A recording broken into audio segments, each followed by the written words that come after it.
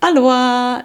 Ich zeige euch in diesem Video, wie ihr euch à la Trekkie-Style schminken könnt, inspired von Spock. Und ja, dann würde ich sagen, geht's jetzt los. Und nicht wundern, ich sehe sehr müde aus. Ja.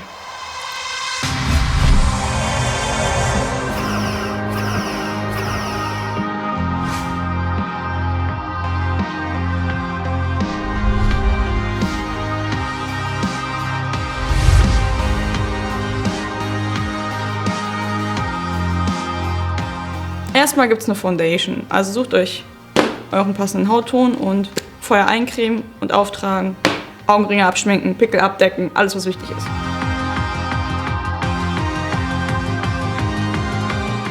Dann betone ich die Augen mit etwas Weiß auf der Wasserlinie, etwas Schwarz darunter und Wimperntusche auf den Wimpern.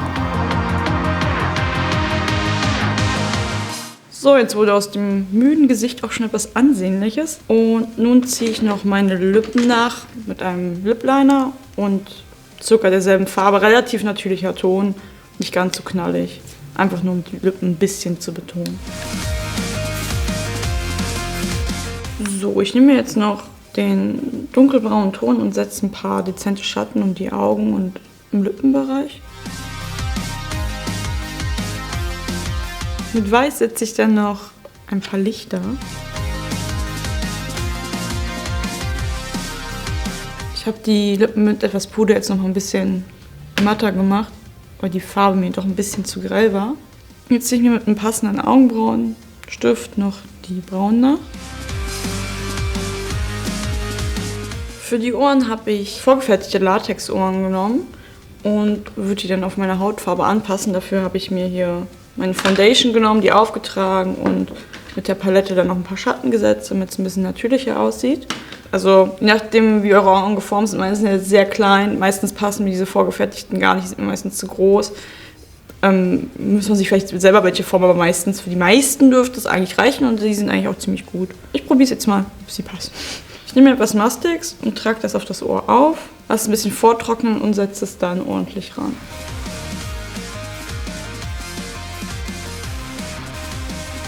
Also ihr müsst es gut antrocknen lassen. Ich habe das jetzt noch ein bisschen hier zurechtgeschnitten, damit das nicht aussieht wie, wenn das Ohr so dran sitzt, als ob das einfach nur so ein Loch wäre, was da reingeht. Das finde ich persönlich immer sehr unschön. Deswegen habe ich das ein bisschen ausgeschnitten, damit man die Ohrmuschel wesentlich besser sehen kann und das ein bisschen natürlicher aussieht. Ich versuche mir hier gerade auch die Übergänge sehr weich zu machen, damit das nachher nicht so auffällt und man das gut abschminken kann. Also jetzt bin ich mit den Ohren fertig und widme mich noch den Augenbrauen. Ich nehme dafür ein Tape, was man auch benutzt, um Perücken aufzusetzen oder Toupets. Das ist ein sehr starkes Tape und schneide mir davon ein paar Stücken ab. So, damit das jetzt natürlich nicht so auffällt, die weißen Streifen kann man die noch entfernen. Dann könnt ihr das Ganze noch mit Puder abdecken, damit das Ganze noch ein bisschen durchsichtiger wird, aber nachher kommt eh noch die Haare drüber.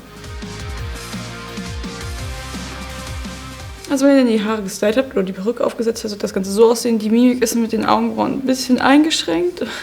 Zumindest wenn sie, also ich finde es halt so viel schöner, als wenn man die jetzt abschminkt, wenn man das immer ein bisschen sieht. So sind es halt die natürlichen Augenbrauen und man hat das so ein bisschen imitiert. Ja, ich hoffe, euch hat das Video gefallen. Wenn, dann lasst mir einen Daumen hoch da und abonniert doch den Channel.